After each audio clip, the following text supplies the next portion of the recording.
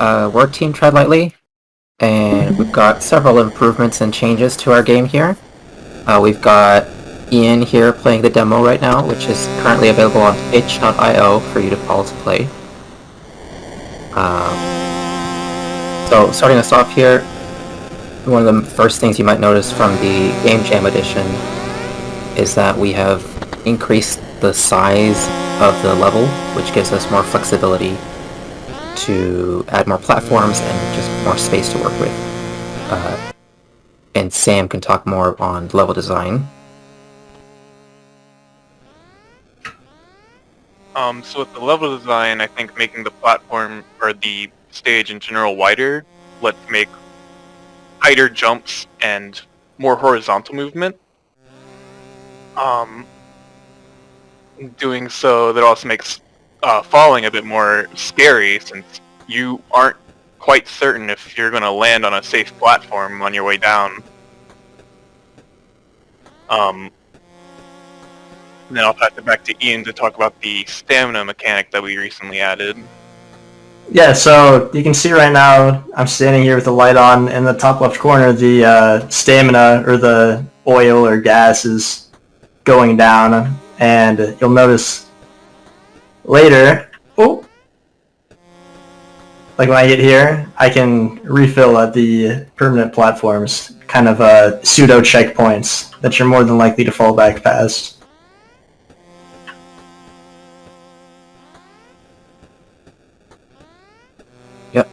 We had quite a lengthy discussion in design, trying to talk through how we wanted to handle checkpoints in the game.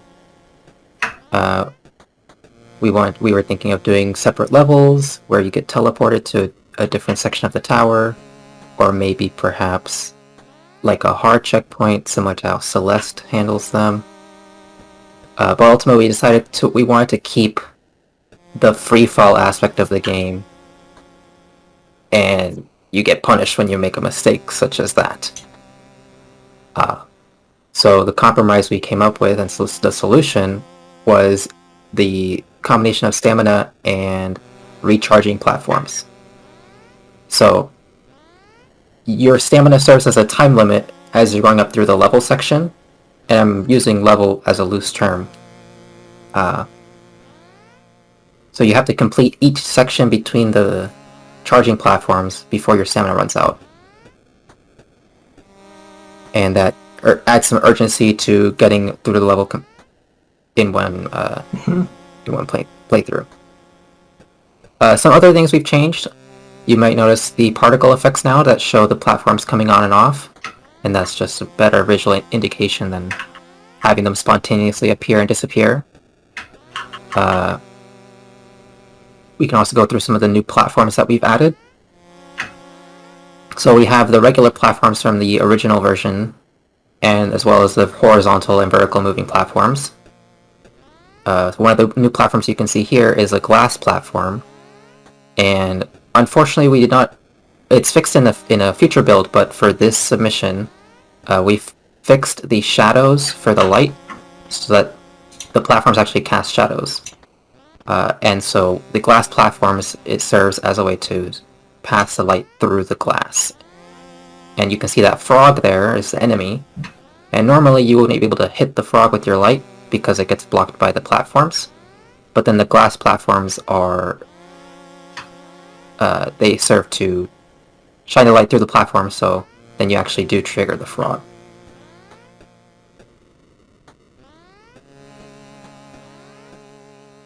And then further up the tower in future sections, if Ian can gamer his way up there, we've got a couple of other new platforms to show.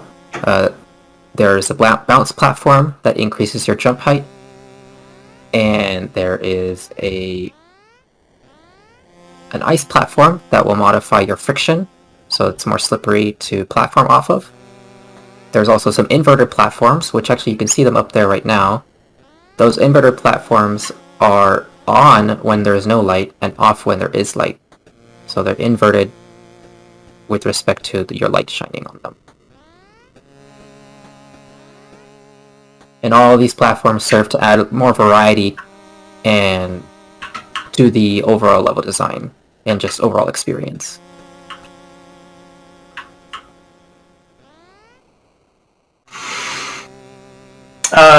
Once you get up to this point, you can hear the dynamic music system kicking in too. Hopefully, I'll be able to make it farther up the lighthouse, and you can get some more of the soundtrack. But Alberto did a really awesome job with that. It's very satisfying to get higher up because of it.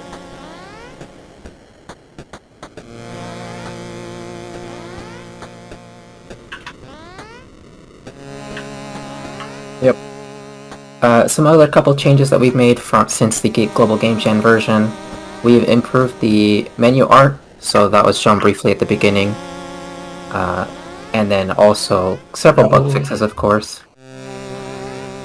One of the feedbacks we got during early plate testing was the light glow around Lanty.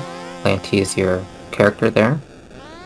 Originally the light glow was much larger, so players thought that the platforms would stay on even if you weren't shining the light on them. So we've reduced the glow radius to hopefully improve the readability of that fact that you cannot keep the platform lit even if you are pointing at it.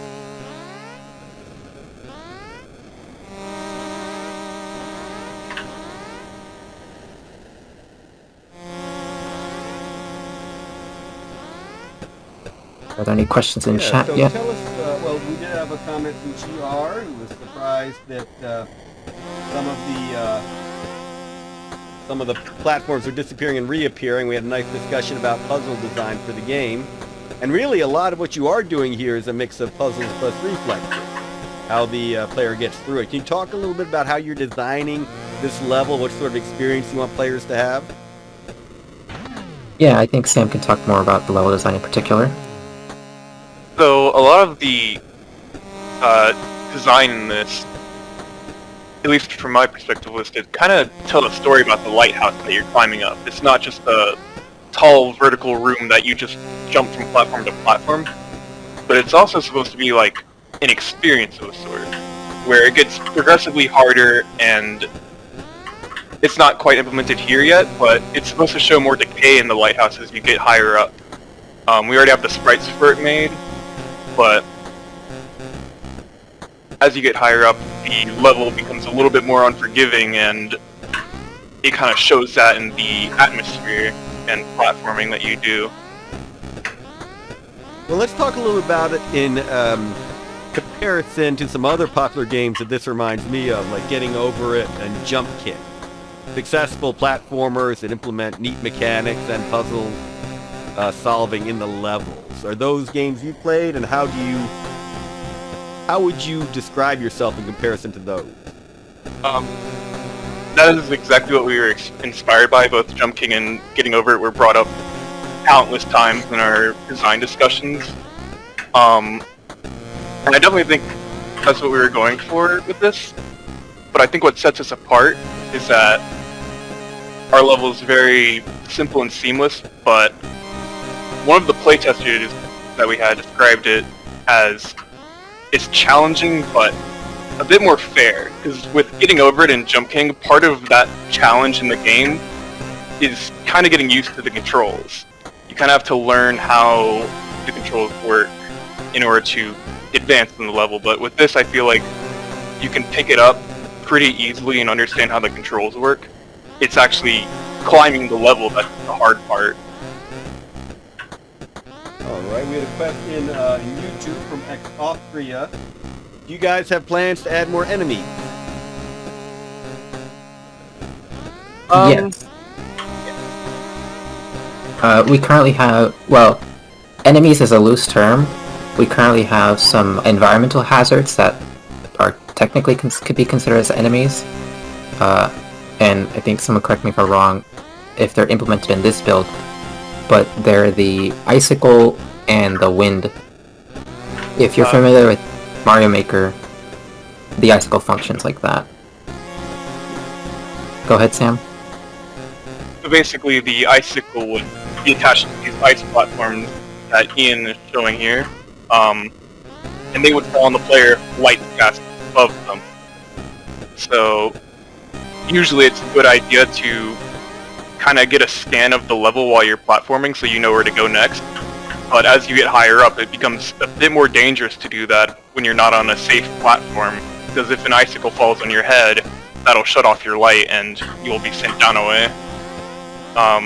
And wind will push the platform, or the player, either to the left or the right, depending on which way the wind's facing. And that can be used as a benefit or an obstacle. It can make staying on platforms challenging, but it can also be used to possibly elevate your jump and jump farther than you normally can. Because as you can see here, Lanty, our character, does not jump very far. This is one of the highest jumps in the game so far, and Ian did an excellent job with that. Good job, Ian. Thank you, thank you. Jesse I'm trying my best for you guys. Jesse James Allen says, I'm digging the music, arpeggios. DR says, y'all, this looks really fleshed out. What other platform ideas do you have, if any? I guess by platform he means the platforms you ride on as Lampy, not the platforms you'll publish on.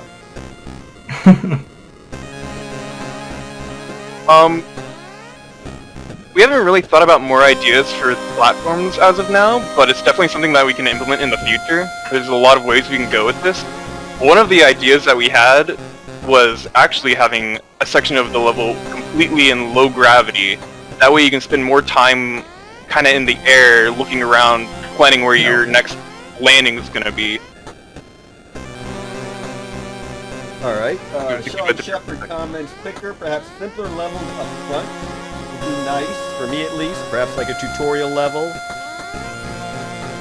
We actually do have a tutorial level planned for the very beginning of the game. When you first start it up, we have a storyboard for that. It's not implemented yet, but we were planning on showing you guys that later.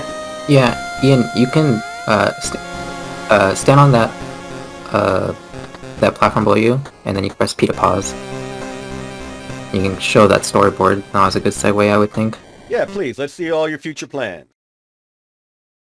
All right, let me switch the stream to that real quick. And quick ad for EQ showing up there. EQ, you can get that on discount to the GGDA member. Information in our newsletter. It's a great game about mental health, something we can all use paying more attention to right now. All right, Tread Lightly, is that giving you enough time to get the... There we go, perfect timing. Here we go. Alberto, would you like to talk about the plans for the intro? So the intro, it starts off at the menu screen, and then we're going to do like a Super Mario World pixelate transition into a close-up of the lighthouse, and you'll see the light spinning around. And there's a storm a-brewing, and it's getting more powerful. And you'll reveal that the lighthouse is actually Lanty all along. So Lanty's kind of suffering with the storm there, and it's getting really tough to keep the light on. So as the storm intensifies, Lanty will close the lantern so the light goes off, and then in the next panel, he gets blown out by the storm wind. And now we're going to do a color transition to be pure black and white, sort of like an edge highlighting type of thing.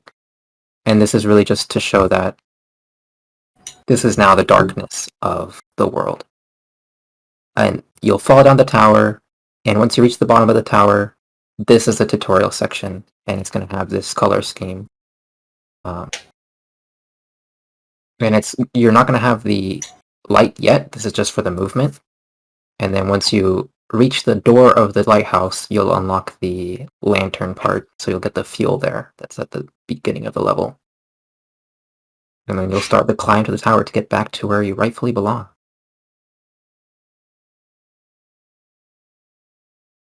All right, that's a good look at the game future. Let's talk about distribution future, because you've got a nice plan to get yourselves up on Steam. So let's talk about that. Yeah, we do have a pretty good 6-month plan ahead for Steam. Right now we're in a test, demo phase right now, trying to get feedback on the game. I've actually got the 6-month plan open in Chrome right here. I think that'd be a good thing to show on stream. Yeah, sure thing. And is it alright if I post the itch link to our game in the YouTube chat? Please do. And Team Spirit, if you have anything you want folks to know, please do share it in chat in the YouTube or Twitch chat as well. So to basically break it down, we're going to spend the first month kind of getting the implementations that we wanted to have or agreed upon back at the beginning of February. Because there's still a few things that we'd like to implement, like the opening cinematic and tutorial level, a few bug fixes, the wind platform, and the icicles as well. And then we'll probably push out an update to our itch.io for more play testing. We're pretty much settled on selling on Steam when that time comes, so I've already looked into getting like the developer fee for that. We have a Steam account created for it already, we just haven't paid the application fees. But there should be a Steam store page coming up within about the next month or so. And I think one of the best things that we have going for us right now is that most of the hard aspects of this game have been really ironed out within this past month. So going from here and deciding what to do next is really a matter of what do we want our final product to look like and how should it work. Which we're probably going to be spending the next month or so kind of agreeing with, and then after that it's a matter of implementing it and really making the game look and play nice and have it how we want it to look. Excellent, excellent. Anything else you want to show us about your plans and the like?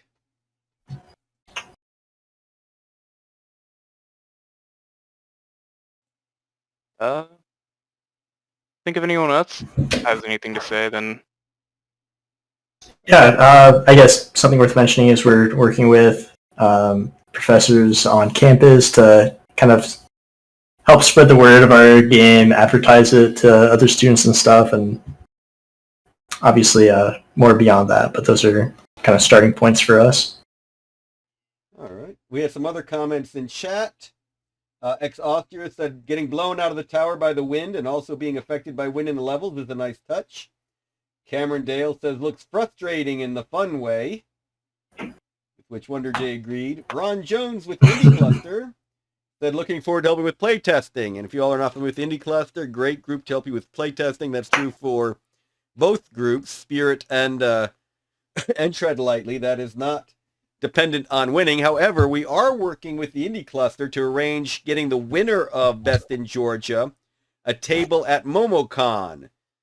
We'll see if somewhere between 20 and 40,000 visitors to that over Memorial Day weekend. So we're still working out the details on that. We hope to have that as a prize for the winner.